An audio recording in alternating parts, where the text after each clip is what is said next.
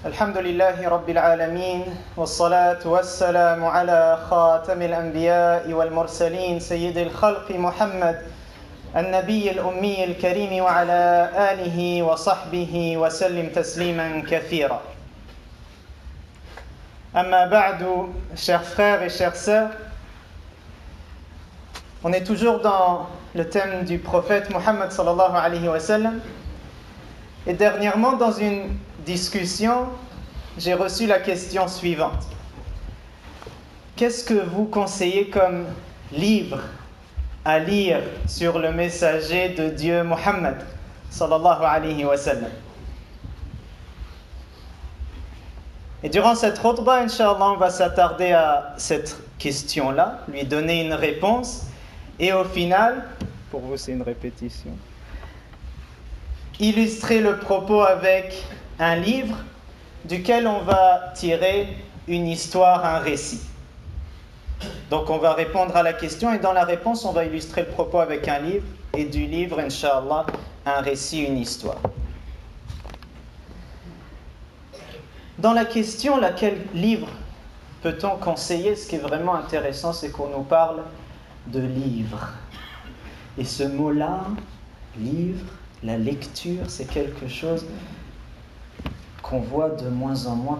Peut-être que certains parents peuvent en témoigner. On nous dit plutôt, est-ce que tu as une vidéo de 2 minutes que je peux checker sur Facebook vite fait? Est-ce qu'il y a un compte Instagram que tu me conseilles pour avoir de beaux rappels pour mon cœur? Mais un livre, c'est quelque chose là de fort qui a été posé comme question. Pourtant, nous sommes la communauté de Iqra. Allah subhanahu wa ta'ala, le premier mot d'ordre qu'il nous a donné, c'est « Lis, Iqra ». Donc ne manquons pas à ce premier mot d'ordre. Tout ce qu'on peut voir comme vidéo, finalement, ça va nous donner que des miettes de savoir. À moins, bien sûr, qu'on aille sélectionner un savant là, qui a fait une série de conférences, là, 10 conférences jusqu'à une trentaine, où il va te prendre petit à petit et te donner des règles de compréhension, des outils de lecture, une méthodologie pour réfléchir à ton tour. Là, c'est très correct. Mais la lecture, elle reste fondamentale. Et bien entendu, quand on parle de lecture, on parle de lecture active. Je vais chercher ce qui est mes besoins. Genre, j'ai des objectifs clairs dans ce que je vais lire. Et puis, je lis et je m'assure que j'ai bien compris. Je me pose des questions pour me tester.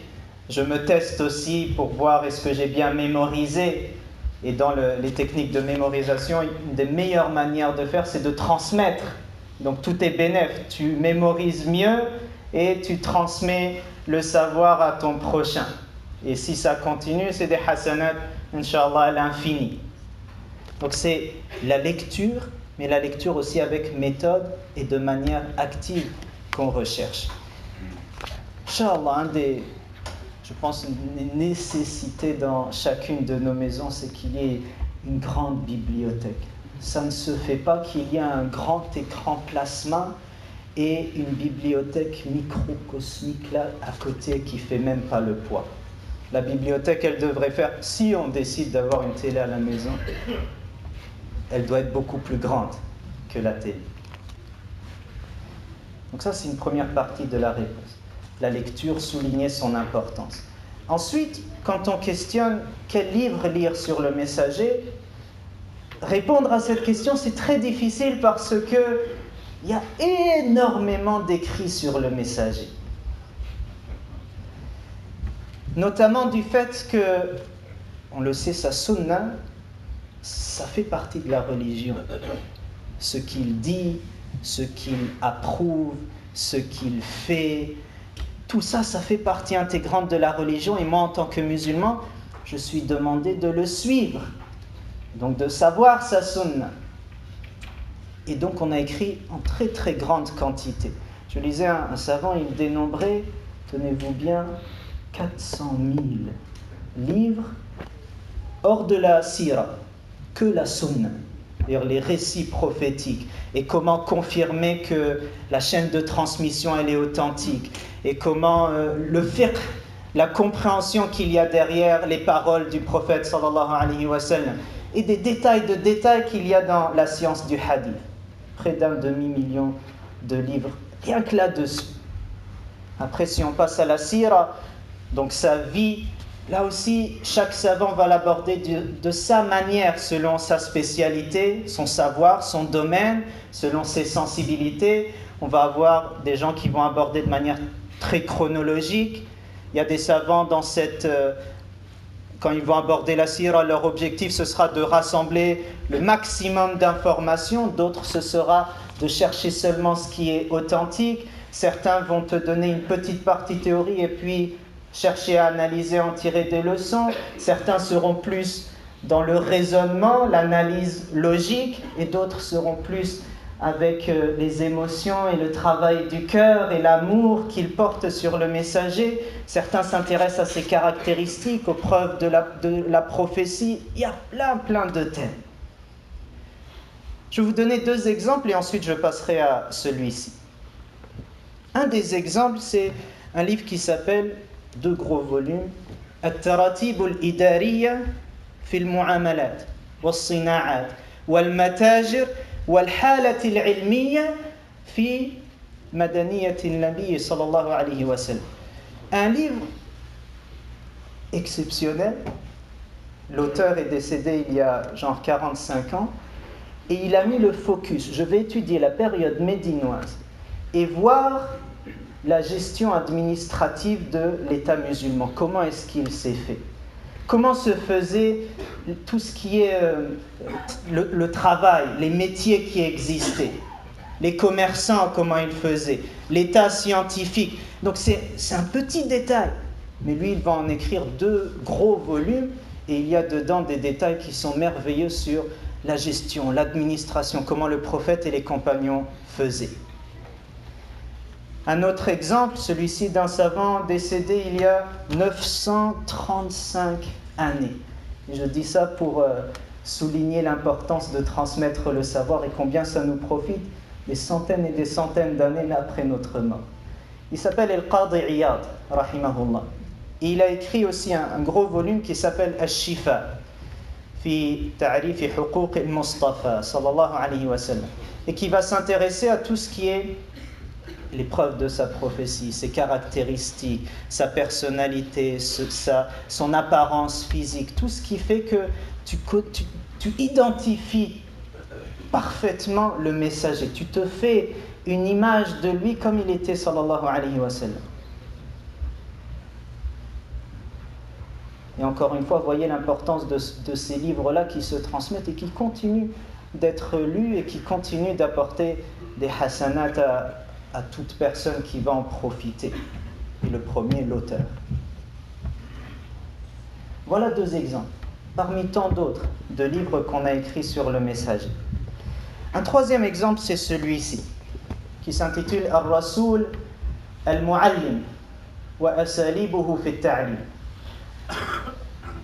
Je glisse une petite parenthèse, amis frères et sœurs non arabophones, alhamdoulilah, il y a plein de livres en français, il y a plein de livres aussi en anglais, mais c'est vrai que dans la langue arabe, on décuple. Il y a beaucoup plus de livres qui sont écrits dans cette langue-là. Donc c'est pas du tout une condamnation, je veux pas réduire genre la qualité d'une personne qui ne connaît pas l'arabe du tout, mais juste une petite remarque. Et c'est vrai que les exemples que j'ai donnés sont en arabe, et à ma connaissance, c'est seulement le 2e là qui est traduit, Al-Shifa. Je ferme la parenthèse. Donc là, le titre du livre, le prophète selon un angle particulier. Le prophète en tant que pédagogue, le prophète en tant qu'enseignant, en tant que personne qui va transmettre le savoir. Le messager, sallallahu alayhi wa sallam, excusez du terme, il ne balançait pas les infos comme ça.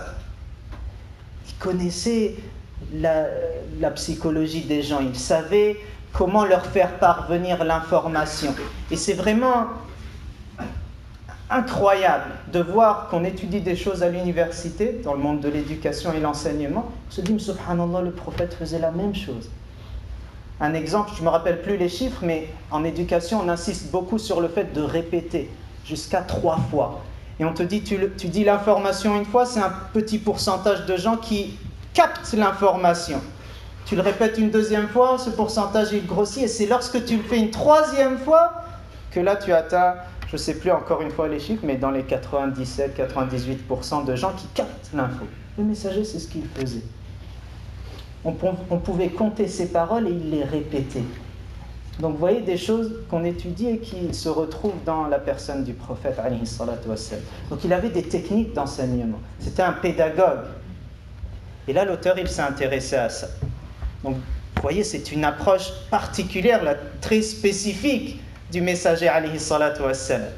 Et pour vous dire combien on a de livres sur le messager, combien on ne finira jamais d'aborder sa personne et ses qualités, sallallahu alayhi wa sallam.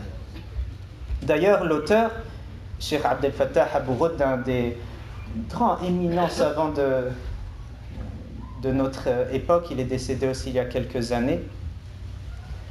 Inch'Allah, on en fera une khutbah sur lui, rahimahullah. Il a abordé ce sujet-là et il dit, à ma connaissance, et lui sa connaissance dans la science du hadith elle est très très profonde, il dit à ma connaissance personne n'avait abordé le prophète sous cet angle ou réservé un ouvrage que pour cela. Et c'est pour nous dire que oui on a écrit énormément, mais il y a encore beaucoup à découvrir. Il y a encore beaucoup de choses à révéler sur sa personnalité, sur ses agissements, sur plein de choses qui concernent le messager alayhi salatu wassalam. Donc on a un héritage qui est très grand. Maintenant à nous, Inch'Allah, de faire profiter de nouvelles connaissances et de nouvelles approches autour du messager sallallahu alayhi wa sallam. Donc c'est un livre qui va s'intéresser à cela et dans le livre on trouve une trentaine de techniques d'enseignement. Il dit dans le livre, il y en a sûrement plein d'autres, mais il faut à un moment donné savoir qu'on est imparfait, qu'on est limité, donc faire le peu et finir un travail, même si on sait qu'il est incomplet, vaut mieux que le remettre à plus tard et finalement faire en sorte qu'il ne voit pas le jour. Et une des techniques d'enseignement, et c'est là qu'on va illustrer le propos avec une histoire que vous avez déjà entendue et on l'a déjà rapportée, mais Inch'Allah dans laquelle il y a de profonds rappels. Et rappelons-nous, on avait dit les droits du messager, on peut les situer à 4 endroits. Il s'agit de lire, l'importance de la lecture et d'avoir une belle bibliothèque sur lui, sallallahu alayhi wa sallam, de prier beaucoup sur lui, de savoir comment il se comportait pour se comporter comme lui à notre tour et l'aimer. Et on disait tout cela, on le retrouve quand on le pratique lorsqu'on découvre ses histoires. Tu es forcé à lire, à chaque fois que tu écoutes son nom, tu pries sur lui, tu vois comment il s'est comporté pour à ton tour te comporter comme il est et tu l'aimes, sallallahu alayhi wa sallam, quand tu vois comment il était. Donc c'est ce qu'on recherche à travers cette histoire-là. Même si on l'a entendu, Inch'Allah, c'est renouveler tous ces droits-là qu'on devrait donner au messager. Alors l'histoire, elle concerne un jeune homme. Dans le hadith, il est dit « Fatan, shabban ». Première secondaire peut-être, comme monsieur Riyad et les jumeaux ici présents. Il vient vers le messager, sallallahu alayhi wa sallam, qui est avec une assemblée de compagnons. Et il va poser une question. Question qui est pour bon nombre d'entre nous choquante. Il va dire Ya Rasulallah, i'dhan li bizina. Ô messager d'Allah, permets-moi, autorise-moi la fornication, d'avoir une blonde, d'avoir une petite amie, de sortir avec les filles. Là, on va tirer une première leçon. Le messager, alayhi salatu wassalam, il abordait ses compagnons avec tellement d'humilité, lui qui est la meilleure des créatures. Il abordait ses compagnons avec tant d'humilité, il se rapprochait d'eux, et des fois de manière explicite, implicite, avec les mots, avec les gestes. Il faisait tout pour que ses compagnons soient très à l'aise avec lui. Et on a plein de récits dans lesquels les compagnons viennent se confier à lui, sallallahu alayhi wa sallam, et lui parler de sujets qui ont trait à l'intimité dans le couple, qui ont trait à des choses parfois taboues dans la société, et on lui parle, on est à l'aise de s'adresser à lui, sallallahu alayhi wa sallam. Donc là, la première leçon, c'est tout ce travail qui est fait en amont pour faire en sorte que le jeune, il aurait pu parler à n'importe qui, mais il a décidé d'aller voir le messager, sallallahu alayhi wa sallam. Et ce qu'on peut retenir aussi comme leçon, c'est nous, comme le jeune, on peut s'adresser à plein de personnes pour avoir une réponse, mais référons-nous aussi à ce que le messager nous a transmis. Faisons en sorte de se relier à son enseignement, à relire sa transmission du savoir pour que nous aussi, ce soit notre confident, ce soit notre repère, ce soit celui qui nous guide, sallallahu alayhi wa sallam. Donc le jeune, il vient, il pose cette question. Réaction aux antipodes. Il va y avoir les compagnons qui vont réagir en le repoussant, et le messager sallallahu alayhi wa sallam qui va réagir à l'opposé, il va l'attirer. Les compagnons, ils vont dire en arabe « Ma !» c'est-à-dire « Tais-toi ! De quoi tu parles ? Dans cette assemblée où le messager est, tu n'as pas honte ? Tu ne sais pas que c'est haram ?» De cette manière-là. « Ma !» Et le messager, tout à l'opposé, « Udno ! Et rapproche-toi, viens dans ma proximité. » Là, qu'est-ce que la technique que le prophète utilise, sallallahu alayhi wa sallam? Il analyse la personne qui est face à lui. Et très rapidement, une des plus grandes forces du leader, c'est de pouvoir analyser les personnalités des gens. Et là, il voit face à lui, non pas quelqu'un qui est venu se rebeller, poser une question juste pour s'afficher ou pour mettre du doute dans l'esprit des gens. C'est quelqu'un qui est dans le besoin. C'est quelqu'un qui croit en Dieu, qui croit au prophète et qui demande un avis, là on dit circonstancié, une fatwa, selon mes circonstances. Il faut lire entre les lignes et voir que ce jeune-là, il a du mal à gérer ses émotions. Et la tentation, elle est présente. Et l'appel et tout ce qui est la tentation, elle est très présente pour lui. Donc c'est ça que le prophète voit.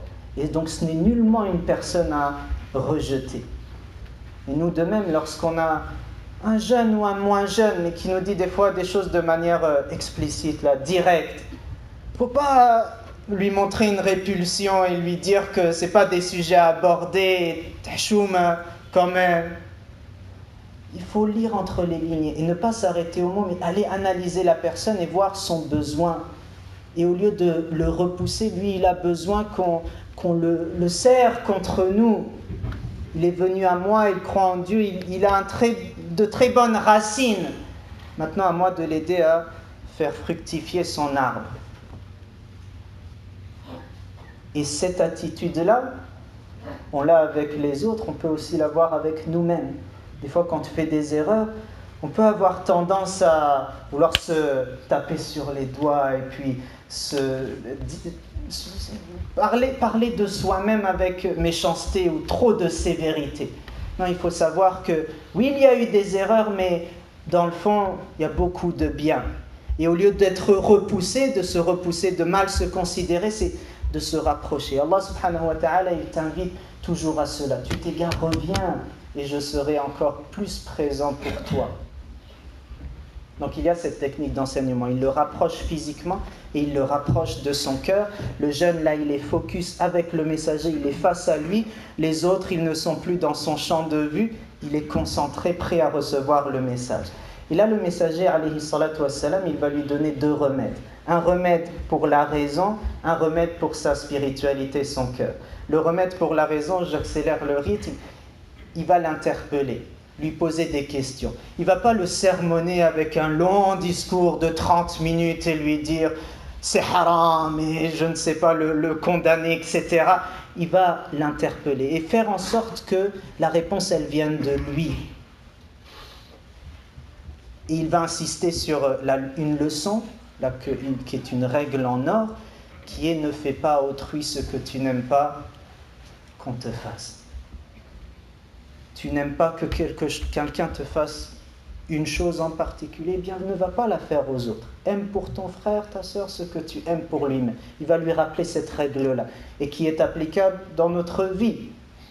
Et on sait, plein de hadiths vont dans ce sens aussi. Donc là, il va l'interpeller là-dessus. Il lui dit, est-ce que tu aimerais que quelqu'un ait une relation extra-conjugale avec ta maman? Atardahu li ummik. Et bien sûr, le jeune, il va dire, la ya Rasulallah, ju'iltu fidak. Wala an-nasu yardawnahu yuhibbunahu li ummahatihim. Il dit, non, bien sûr. Et là, avec politesse, il lui dit que puisses-tu vivre au prix de ma vie, je sacrifierai ma vie pour que tu vives. Personne n'aimerait ça que pour sa maman. Et il le fait raisonner et en même temps il dégage une émotion là de dégoût. Donc la raison avec les émotions. Puis il insiste en lui posant une seconde question. Est-ce que tu aimerais que quelqu'un ait une relation extra-conjugale avec ta fille, avec ta sœur, avec ta tante paternelle, avec ta tante maternelle? Et à chaque fois, le jeune, il répond. Et le prophète insiste pour bien que ça soit gravé dans son esprit et pour bien faire dégager ces émotions-là. La femme que j'ai face à moi n'est pas un objet duquel je peux profiter. C'est une maman, c'est une fille, c'est une sœur, c'est une tante qui mérite tout mon respect. Je dois élever la dignité de la personne que j'ai face à moi à ce niveau-là. C'est ma sœur, c'est une maman, c'est une fille, j'ai pas face à moi quelqu'un duquel je peux profiter. C'est extrêmement important. Là, il lui développe aussi cette image-là de la femme. Et on pourrait aussi tirer beaucoup d'autres leçons, mais passons à la dernière étape. Là, le messager, il a pratiquement éduqué le jeune, il va poser la main sur son cœur. Imaginez déjà être dans la proximité du prophète, imaginez maintenant qu'il pose sa noble main, sallallahu alayhi wa sallam, sur votre cœur. Et s'il y en a un là, s'il y a parmi vous des gens qui aimeraient le faire, posez votre main sur votre cœur.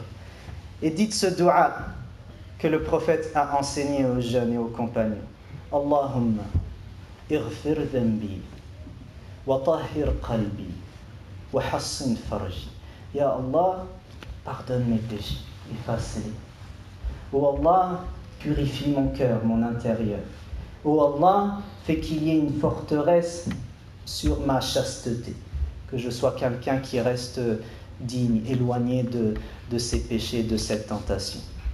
Le jeune, il se lève, il dit, plus jamais je n'ai pensé à cela. Qu'Allah subhanahu wa ta'ala fasse qu'on soit motivé à lire encore et encore plus sa vie, à beaucoup prier sur lui, sallallahu alayhi wa sallam, à se comporter comme lui, à avoir une attitude semblable dans nos techniques d'enseignement, dans la pédagogie qu'on a avec ceux qui nous entourent, et à commencer aussi par nous-mêmes. Aimons-le. Sallallahu alayhi wa sallam. Aqulu qawli hadha wa astaghfirullah li wa lakum.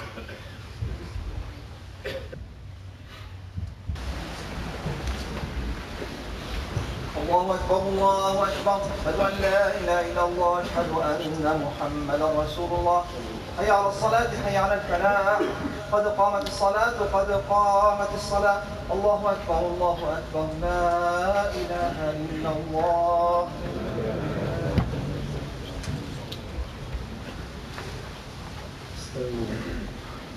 الله أكبر الحمد لله رب العالمين الرحمن الرحيم مالك يوم الدين إياك نعبد وإياك نستعين اهدنا الصراط المستقيم صراط الذين أنعمت عليهم غير المغضوب عليهم ولا الضالين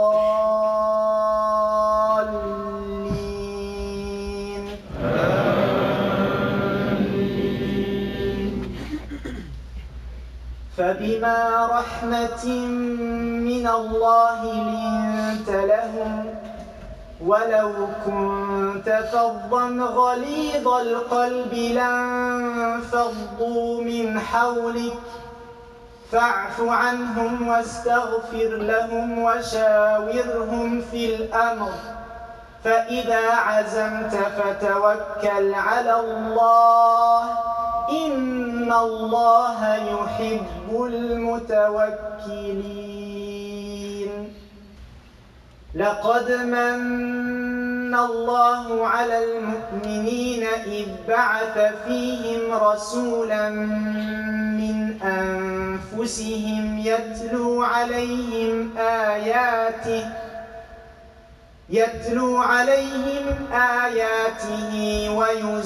ويزكيهم ويعلمهم الكتاب والحكمة وإن كانوا من قبل لفي ضلال